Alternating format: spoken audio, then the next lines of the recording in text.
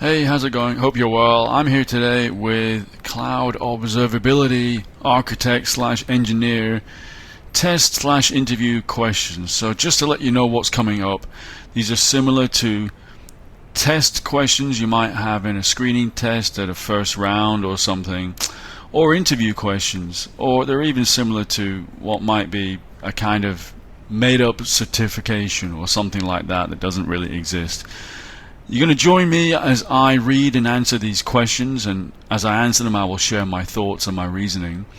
And I want you to join me, right? So if you want, you don't have to, but if you want, after I've asked the question, you can pause the video, answer it yourself in your head, and then listen together as I give you my answer and my reasoning. And these questions were created with the help of AI, but they're not copyrighted material. Just want to make that clear.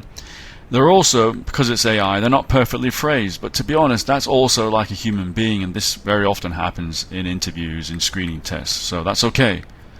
And with that said, let's get started. So question 1, which of the following is a key principle of observability in cloud-native apps? Is it A, high availability, B, low latency, C, distributed tracing, or D, multi-cloud deployment? Okay, this sounds a bit weird already, but a key principle in observability for cloud-native apps. Well, HA has got nothing to do with observability. Multi-cloud has got nothing to do with observability. Now, I think it could be one of these because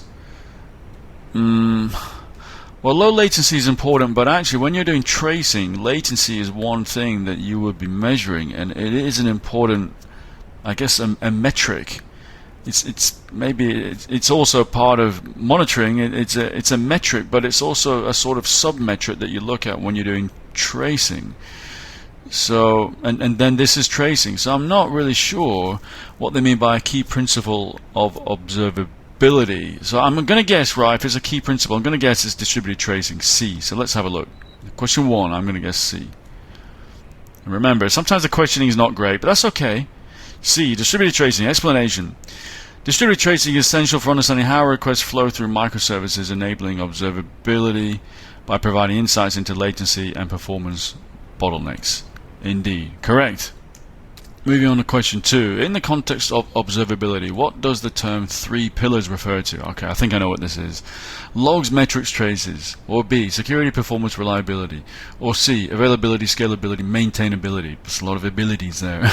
Or D, user transactions, sessions. Okay, so I think I know what this is, and I'm pretty sure it's logs, metrics, and traces. And if I just check the other ones, security, performance, reliability, you've got nothing to do with observability. You're not really, you might be measuring performance, you might be measuring reliability. Anyway, it's got nothing to do with it. C, a lot of abilities, and really it's not specifically anything to do with observability. This is more about general cloud architecture principles. And D, I don't know, these are just sort of metrics, I guess, or stats. It's definitely A, logs, metrics, traces. These are the 3 key principles. I didn't know that they were called 3 pillars. So let's see. Indeed, answer is A, logs, metrics, traces. The 3 pillars refer to logs, metrics, traces, essential for gaining insights into system behavior and performance. Yeah, insights is a key word of observability. That's what it's all about. It's about gaining insights, yeah, behavior and performance. Indeed. Question 3. Which method is commonly used for aggregating logs in a distributed microservices architecture? Log aggregation. Is it a REST API? A. Is it B, log shipping? Is it C, message queues? Or is it D, serverless functions? Okay. So, an API has got nothing to do with aggregating logs. Might not even be involved in your architecture. And that, something you have to configure. Serverless functions, I don't really see what that's got to do with this. Microservices, you might use serverless functions for event-driven, communication or whatever, event-driven functions. Message queues, again, that is part of microservices, quite possibly if you need async comms. But it's got nothing really to do with aggregating logs, so I think it's log shipping. Although I don't really think this is log aggregation. Log aggregation is when you take all these logs and you kind of put them in one place. So I would have thought more that whatever log store you're using, for example Loki or something like that, I would have thought that that does the aggregation, and that the log collector or shipper is next to all the workloads and forwarding those logs towards the log store, which is doing all the aggregation. So I don't know, I may be wrong on that explanation, and it may depend on the product. Some products kind of don't do exactly one thing, they sort of do a mixture of things. But let's see what the answer is. It says here, it says log shipping, right? That's what I expected, because the other ones didn't make any sense. It's a method used to collect and forward logs, correct, from multiple services, correct, to a central repo for analysis and monitoring, correct. However, I wonder if at this repo is where the aggregation happens. I don't know. Does shipping refer to all the individual shippers coming together? I mean, they are called collectors. Is collection aggregation? Yeah, I'm not really sure what the right answer is there. But very interesting to discuss. Question 4. What is the purpose of SLOs in observability? Okay, this is where I might trip up. I'm not sure about this. To ensure data integrity. To define acceptable performance thresholds. To optimize cost efficiency. To facilitate compliance auditing. Now, I'm not sure here. I'm going to have to take a wild guess. I don't think it's got anything to do with... you know, these are targets to reach, you know, to provide service, to reach a particular level. So I don't think it's got anything to do with compliance auditing. I don't think it's got anything to do with cost efficiency. I don't think it's data integrity. I mean, that might be one of your SLOs, but I don't think in general that's what SLOs are about. So I think it's performance thresholds that are acceptable. So I'm going to go with 4B. Let's see what the answer is. And indeed the answer is B. To define acceptable performance thresholds. SLOs help teams establish clear performance expectations, enabling better alignment between service performance and user satisfaction. This is a note to self that I need to check out. SLAs have been around for a long time, right? Service level agreement between a service provider and the users, or whoever represents the users. But SLOs, which are objectives, and SLIs, which I think are indicators, are something different, and part of the, you could call it the SRE movement. And that's a note to self that I need to double check what SLOs actually mean. There may be a better explanation than this. I don't think it's off the mark, but I need to double check and to read up on this subject. So interesting. Question 5. Which tool is typically used for real-time monitoring and alerting in cloud environments? Is it A, Grafana, B, Prometheus, C, FluentD, or D, Jenkins? Right. So Jenkins is CI/CD. It's definitely not that. In fact, I already know it's Prometheus, the answer, but anyway, I'll explain as well why the other ones aren't. So Grafana is a UI, and it's particularly got a lot of good dashboarding capability. Very popular UI. FluentD is, I think, a log collector. I might be wrong, but I think it's a log collector. And you've also got FluentBit, which I think is also a log collector. So I'm going to say not C. And anyway, I know that Prometheus is basically the leading open source, at least on the smaller startup to scale up end, product for monitoring. It is a time series database store, at least is good for short-term metrics, and especially is good for scraping metrics. It will scrape endpoints, etc.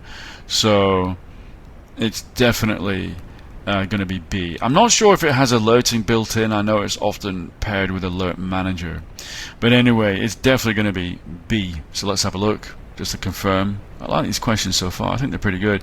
Answer is B. Widely used for real-time monitoring and alerting, particularly cloud native, due to its powerful querying abilities. Oh yeah, there's that too. That you will, when you configure it, you will use language called PromQL. It's a querying language that's particularly powerful. So that's the answer.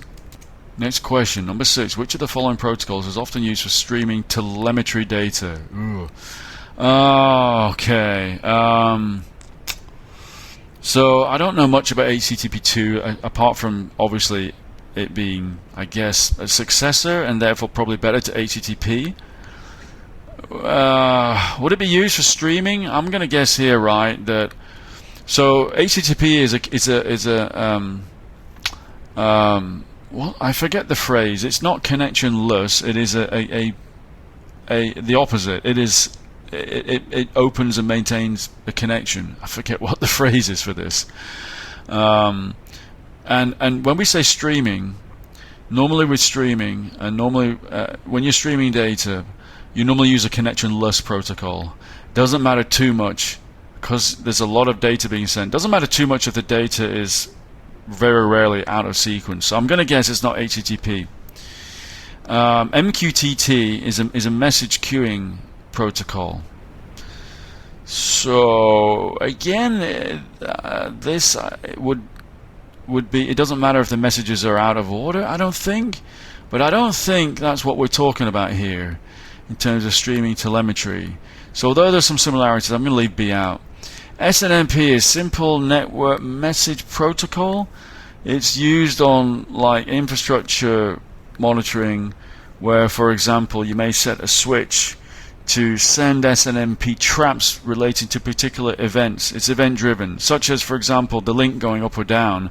You will want to send this to the central monitoring, not endpoint, but server or console or whatever, the management console, the management server.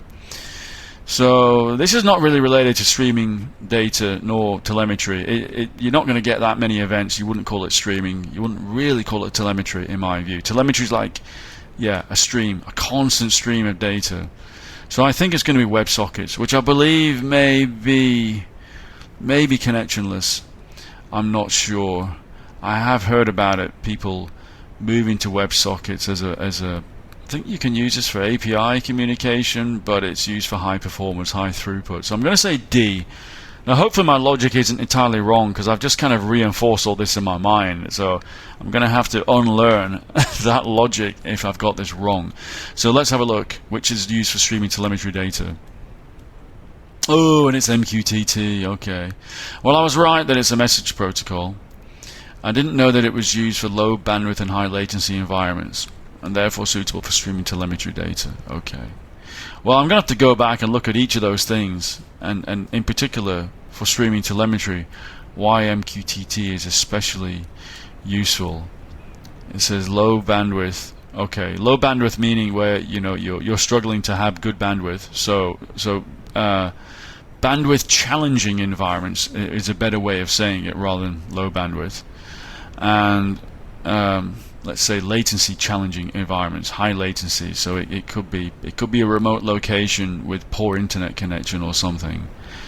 So therefore it's suitable for streaming telemetry. So it's good in adverse situations. I don't buy this answer. I'm going to double check this. It's saying that MQTT, because it's lightweight, it doesn't have a lot of overhead, therefore it's suitable in challenging situations, and therefore it's suitable for streaming telemetry. Well, maybe that's right, because I can understand that if you're doing what's it called? If you're in some kind of edge location, I forget what the other term is, but if you're doing some kind of edge location, you're doing compute on the edge, but you still have to get the data back, then MQTT could be a pretty good protocol. I forgot what it's called. There's a modern thing, edge computing. Yeah, exactly. If you're doing that, then I could see that could be useful. Very interesting. I'm going to have to double check that, and I want to know more about it anyway. Question 7. What is the main advantage of using a sidecar pattern in observability? So I think now they're talking about microservices, specifically Kubernetes, where you will deploy a sidecar, and just like a motorcycle sidecar, right? The sidecar is doing something secondary. So it is. Anyway, before I go into too much of my thinking, is it a sidecar pattern's advantage in observability? Is it simplification of deployment, or is it decoupling of services? Is it enhanced security? Is it improved data consistency? Okay, so I don't really see why a sidecar would improve data consistency, nor security in particular. And it is a bit of a simplification of deployment, but that's not really key in observability. I think it's decoupling. So in a sidecar pattern, I get back to what I was saying before. Sorry, a sidecar is, you have a separation of concerns, and it's doing a secondary function, and the non-sidecar, the primary car, is still doing what it's supposed to be doing. So I think it's decoupling of services. So you've got a sidecar deployed that can, you use a sidecar for many different things, but it's especially useful for a secondary function, and it might be for, I don't know, collecting logs and forwarding them, something like that. I think it's going to be decoupling of services. B. Let's have a look. And it thinks the answer is B, decoupling. Allows observability tools to be decoupled from the main app and logic, and enabling easier updates and maintaining and monitoring tools. Indeed. So it's a separate thing. It's got its own separate function. It can be separately updated and separately maintained. So yeah, I think that is a good answer. Question A. What type of data is primarily collected by APM, application performance management tools? Is it A, network traffic, B, user interaction data, C, application metrics, or D, infrastructure logs? So is it logs, metrics, UI data, or network traffic data? Right, now I think, knowing what I know, not a great deal, it is a bit of a blind spot for me, but APM and tracing are not one and the same thing, but I think tracing is part of APM, so I don't believe it's logs, I don't believe it's metrics, therefore, because those are separate pillars of observability. I don't think also it's network traffic data. I mean, yeah, it might be. I think it's user interaction. Well, I don't know. You know what? Tracing is following the path of request through an application, and obviously at one end it's going to be the user interaction, but after that it's going to be more than that. It's going to be the path traced throughout the application that I've got nothing to do with the user. User simply initiated it. So it's following the request, and part of that is going to be latency. Now, does that mean it's network traffic that's going through the app? I suppose it might be. It's not at the network layer, but it's at a higher level of the network stack. So I'm not sure. It's going to be A or B. I'm not really sure. I'm not sure if the question is good. It might be. I don't know. Let's have a look. C. Oh, C. Metrics. APM tools focus on collecting metrics such as response times, throughput, and error rates. Okay, well, I was totally off there. I don't know. Note to self: I need to study APM a great deal more. Question 9. Which of the following is a common challenge of observability in serverless architectures? Common challenge in serverless: static resource allocation, lack of user auth, short-lived execution environments, or manual scaling. Okay. I don't really understand manual scaling. That's got to be wrong because serverless does not manually scale, right? It automatically scales. So it's not going to be D. Lack of user auth. I don't know. This sounds again like a red herring. I don't know what that has to do with anything. There isn't a lack of auth. It might be less complex auth perhaps, but this is not correct. So it's going to be static resource allocation or short-lived execution. Now, I don't really know what they mean by static resource allocation. This is obviously a term that I've just never come across before. I know what each of these three words mean, but I don't really know what static versus dynamic resource allocation is. Well, I kind of know what it means. I guess it means if it's dynamic, it's got the ability to change the allocation with respect to whatever the current situation is. But I don't really see what this challenge of observability. I think it might be this short-lived execution environment, that maybe it's not giving enough window of time to actually extract the insights or the metrics or the logs or the traces. But I don't really see why. I think you could still have logs quite easily. You can have Lambda logs, for example, in serverless. Yeah, the metrics you can measure, but maybe there's an issue that I'm not aware of. The traces, I can see that being an issue because it's short-lived. Let's say that it's C. Let's see what the answer is. And the answer is C, short-lived. Short execution time, so it's difficult to capture logs, capture and correlate logs and metrics. I'm not sure about the logs. Perhaps that's true. I don't think the AI just made this up. So I do believe that this is correct, but I need to know why. Note to self, this is something that I need to have a look at and figure out why. But for example, Lambda would report metrics to CloudWatch. So there must be something I'm missing here. Maybe if you're not using the built-in Cloud's observability platform and you're using your own, then this can actually get very, very difficult. It's just not something I've worked on before. It's something that I need to know. Note to self, check out challenges of serverless functions with observability. Question 10. What is the purpose of a distributed tracing system in observability? Is it A, manage user sessions, D, visualize network topology, C, track the flow of requests across microservices, or D, to monitor database performance? We know the answer to this because I've already mentioned it before, what tracing is, and it's tracking the flow of requests across microservices. So we know this already, and the others are just trick questions, so I'm not even going to go through them. Let's see, it's got to be, the answer is got to be C, track the flow of requests, indeed. It helps visualize and understand the path of requests through different services, which aids in diagnosing performance issues. Right, because the thing is, you can look at measure performance of the entire request from start to end, but only by looking at in fine detail at the path of the request. You can identify exactly where the problem has arisen and therefore fix it. So that's just my extra explanation. Question 11. Which of the following best describes error budget in the context of observability? Okay, now we're getting into the SRE realm a bit, I suppose. Maybe this is just standard part of observability, but I don't think I know the answer to this. So error budget. A, maximum allowable downtime. B, amount of time a service can function incorrectly without penalties. D, the difference between SLO and actual performance. Or D, the total time spent on incident resolution. What is an error budget? So a budget in general is an allowance. You know, you're saying, well, we understand we're going to have errors, but I guess how many errors or how much error? So I think B is SLA. SLA, don't you measure that with time? And then C, the difference between SLO and actual performance, so your service level objective. Your objective and what actually happened. Total time.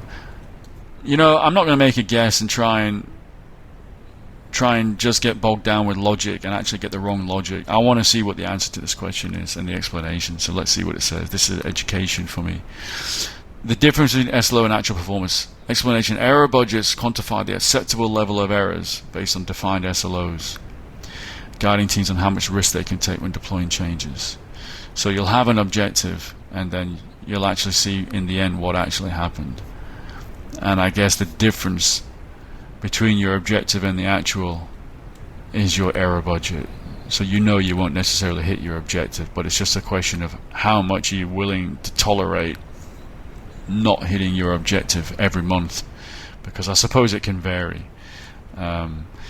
Note to self, need to read the Google SRE guide and probably make a video on it.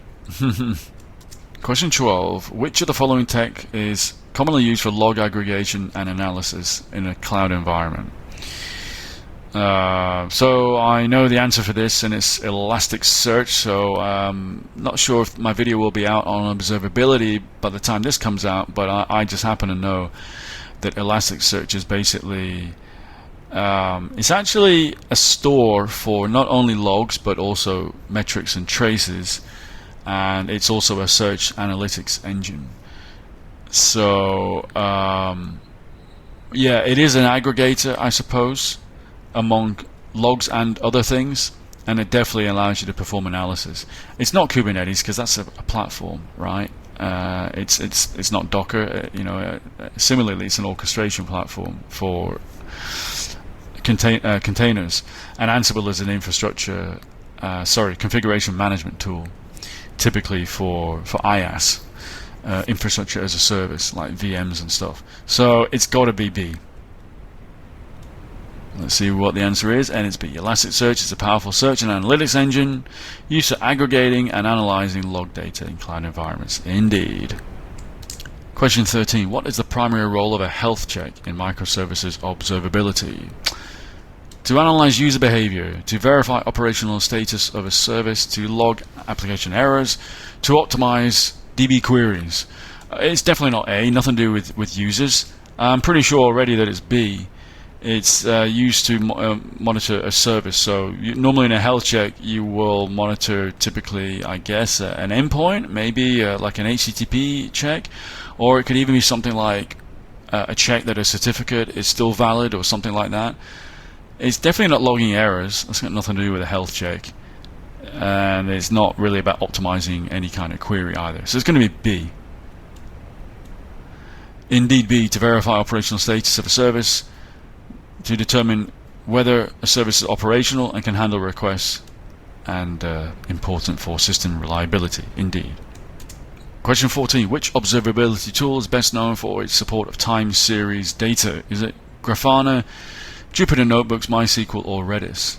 Oh, interesting. I actually think this question is badly worded, and that's okay. Humans or AI, they do this. So Grafana is a popular UI that is used in an observability stack, and you'll often see it especially bundled with Prometheus, but it's so you can view metrics that are coming from Prometheus. With Grafana, it's the UI, but you can also view logs and traces, I believe, as well, but it's probably aimed mostly at metrics.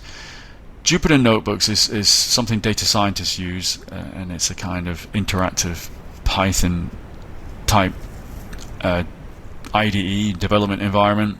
So it's not that, nothing to do with time series data. By the way, time series data, any metric store is going to be called a time series database. So that's why, again, I'm thinking about Grafana linking with Prometheus.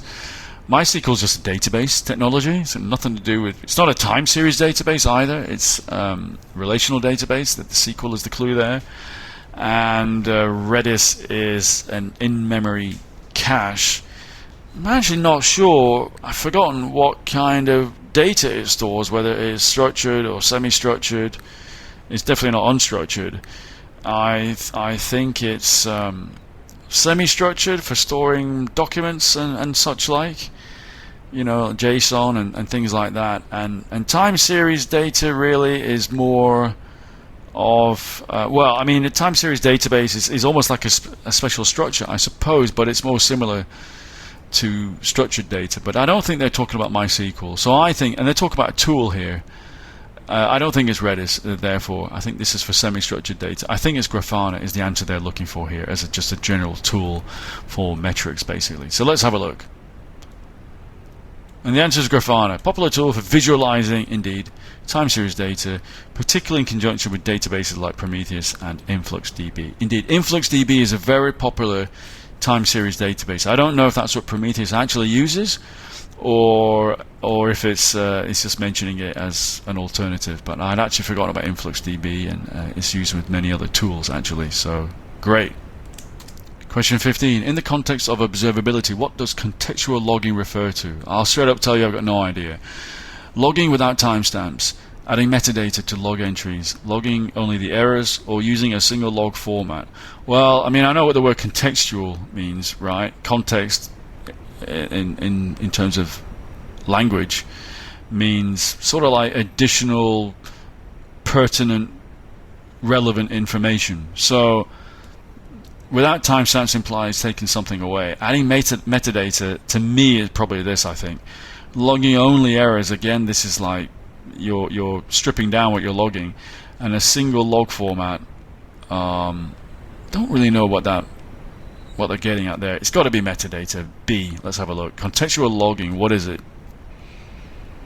Indeed, adding metadata to log entries involves enriching. That was the word I was looking for. Enriching logs with additional metadata, and thus it's easier to correlate logs with specific events or transactions with this additional metadata. B. Contextual logging. Question 16. Which of the following strategies helps in reducing noise in log data? Is it high frequency logging? Is it log sampling? Is it full logging of all events, or is it centralized logging? So we want to reduce the noise. Well, it's not going to be full logging of all events, because that implies you're going to capture all the noise as well. And centralization of logging, I don't really see how that helps reduce noise. So it's going to be one of these two. So high frequency logging, well, that's the these two are opposites. High frequency means a lot of logging, I guess, and log sampling is the opposite. When you take a sample, you're taking not everything, and you're hoping that it's kind of representative. And I'm thinking that if you sample as well, then you're also not only hoping to get a representative portion, but I think that probably strips out the noise as well. Perhaps. I'm not sure. This actually reminds me of electronics and such. You got sampling and noise, etc. But I don't know if sampling takes out noise. That's going to be my guess. I'm not going to bury this deep into my brain's logic, because just in case I'm wrong. So let's have a look what the answer is. The answer is sampling, indeed, reduces the volume by selectively capture a representative, I said that, subset of logs. And this apparently minimizes noise. I didn't know that, so note to self, I need to check that out. That's interesting. And it also improves the efficiency of your analysis. I can see that, because I think if you took everything, you're going to have some super high and super low, or you're going to have some real outliers. And if you take a sample just by virtue of taking a smaller amount, just by taking a small sample, it stands to reason that you're not going to catch all those extreme values. It's just impossible for you to do that unless you were to just capture everything. So I do get that. Sampling. Question 17. By the way, if you haven't already, please give this video a thumbs up if you're enjoying this. In observability, what is the significance of anomaly detection? Identifies security breaches, helps predict user behavior, alerts team to unusual patterns of system performance, optimizes resource allocation. So I think I already know this, right? Because anomaly is something unusual, and detection is obviously trying to discover things. So unusual patterns and alert the teams. It's got to be C. I don't really see what it's got to do with security. Well, it does help with security breaches. It can do in security. You can detect anomalies, but anomalies aren't always due to hackers or anything. So this is not correct. It doesn't. It's not really. It's part of anomaly detection. It can be a reason why. Predicting user behavior, not really. And optimize resource allocation, nothing to do with it. Detecting anomalies. It's got to be C. Indeed, unusual patterns, system performance. Deviations, exactly, from normal operational patterns. And therefore, you can be proactive in your incident response. I suppose the idea is that you are able to respond before the shit really hits the fan. So, yeah, that's absolutely true. That's very proactive. 3 more questions to go, so stay with me. Which of the following is a common challenge when implementing observability in hybrid cloud environments? So that would be on-prem and cloud. Common challenge: increased cost, data silos, limited scalability, lack of user engagement. Okay. Well, I don't think it's got anything to do with users. Limited scalability. That might be true on-prem. It wouldn't be true in the cloud, but it might be true on-prem. I don't think it's what they're getting at. Data silos. I don't know what they mean here, but if data silos is referring to data being naturally siloed in at least 2 different locations, one on-prem and one cloud, and therefore you're going to have to, I guess, merge your observability data or have 2 separate observability infrastructures, which obviously is a challenge. It's a greater burden of management. Maybe they mean that. But that also ties in with increased cost. But I'm not sure if that's necessarily the case in a hybrid cloud environment. It might not be an increased cost. So I think they're probably getting at data silos, but I'm not sure. I'm not sure. Let's see what the answer is. Indeed, data silos. Hybrid often leads to data silos. Indeed, difficult to achieve unified view observability across different platforms. This is what I was talking about. That you end up with two different platforms, and I can totally understand there might even be no desire to merge them, but probably for data insights you do want to merge them, but you're going to want to keep them separate to some degree. And you might have insights, but you might also want to have insights on both being presented side by side, so that the business can say, well, we have more incidents in on-prem and less in the cloud, therefore we should move more to on-prem, and that kind of thing, and drive your decision making. So yeah, very interesting. I didn't know that, but I guessed correctly anyway. Question 19. What role does root cause analysis, otherwise known as RCA, play in observability? Does it improve user experience? Identify underlying cause of incidents? Optimize system performance? Manage service dependencies? So RCA is done after an incident, when the shit has hit the fan, and you basically want to learn. It's done in a post-mortem. You want to learn from your mistakes and avoid a repeat. So indeed, it identifies the underlying cause. I mean, later on it might improve performance if it's, possibly. It would, in theory, improve the user experience if it reduces downtime, but it's not really about that. I think they're getting at B, that it identifying the underlying cause of incidents. I hope that's what they're getting at. They might be getting at some of the later benefits, though. Let's have a look. 19. B. Root cause is a critical process, helps teams determine the fundamental reasons behind the incidents, and facilitates effective incident resolution. Yeah, it does, but what I would say is, of course, you need to figure out, well, you don't always have to, but usually you often have to figure out the root cause during the troubleshooting phase while you're in the incident, in order to fully close out that incident and restore normal service, possibly restore uptime.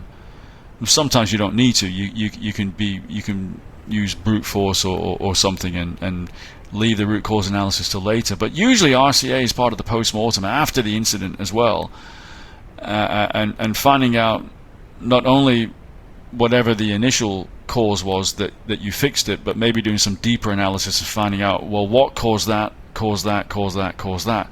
5 whys type analysis, or seeing that there could have been multiple causes ultimately, as there often are in big incidents. So my point is that it is part of incident resolution, but it's actually, I think, more importantly, part of post-incident follow-up. So that's just my remark there.